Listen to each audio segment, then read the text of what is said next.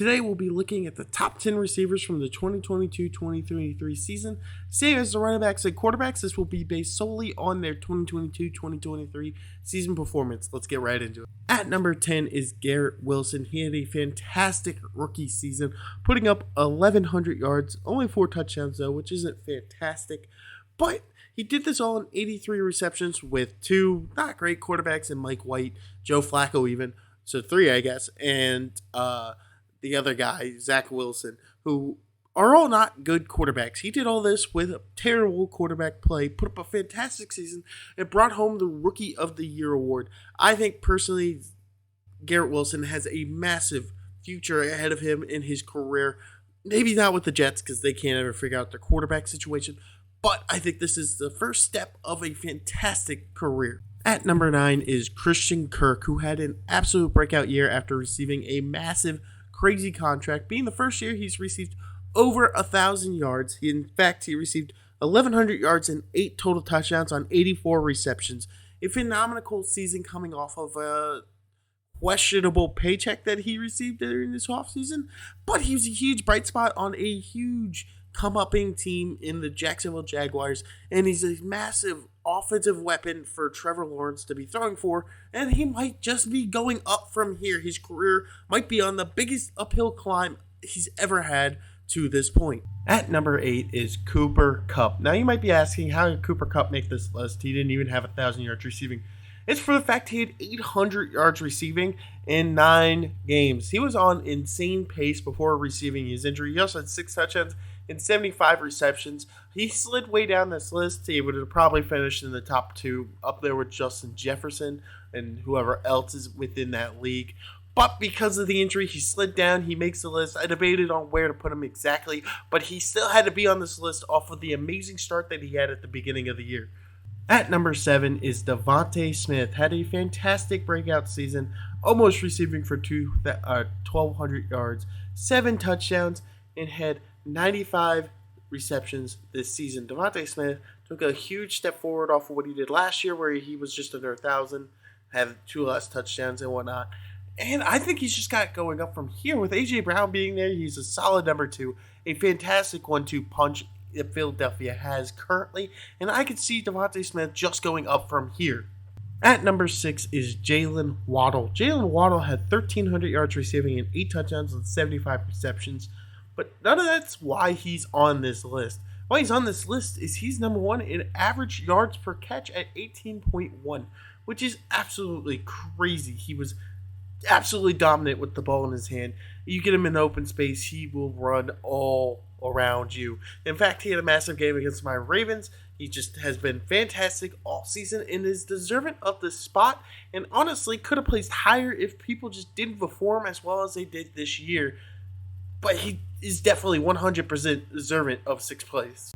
At number 5 is STEFON Diggs. He had another fantastic season with over 100 receptions and 1,400 yards receiving with 11 receiving touchdowns. STEFON Diggs has just been an absolute unit his entire career, but since he's got to Buffalo and has been able to pair with Josh Allen, has been one of the best players, one of the best receivers in this league every single year. And he just keeps doing it every single year. And honestly, it's kind of sad that he put up these type of numbers and he's at number 5. It tells you how fantastic the receiving core was this season between all teams.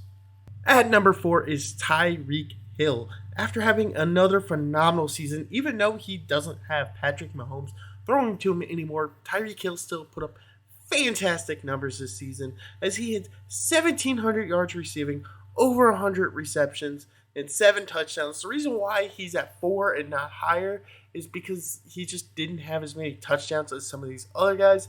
He also didn't average as many yards per reception as you would think, only averaging 14.4 yards per reception, where his teammate was averaging 4 extra yards per reception. So I think honestly Tyreek Hill is fantastic season, but I don't know if I could have placed him any higher just based on touchdowns and average yards per reception compared to the 3 guys ahead of him who just had phenomenal numbers in both of those regards. At number 3 is A.J. Brown. He had 88 receptions for almost 1,500 yards, 11 touchdowns, and averaged an astounding 17 yards a reception, putting him fourth in the league in that. That average yards per reception and touchdowns is what I think puts him over Tyreek Hill, even though Hill realistically had about 200 more receiving yards than A.J. Brown. But I don't think you can argue just how fantastic A.J. Brown was this year. He really took the Eagles' offense to the next level. He elevated Devontae Smith in every other aspect of that team in that trade. And I think that single-handedly alone puts you as a top 3 receiver if you can completely flip the script for an entire franchise. At number 2 is Davante Adams, having another phenomenal season, clearly making a mark as he's one of the best receivers in this league every single year. He had 100 receptions for 1,500 yards, 14 touchdowns, which led the league, and 5.2 yards average per catch.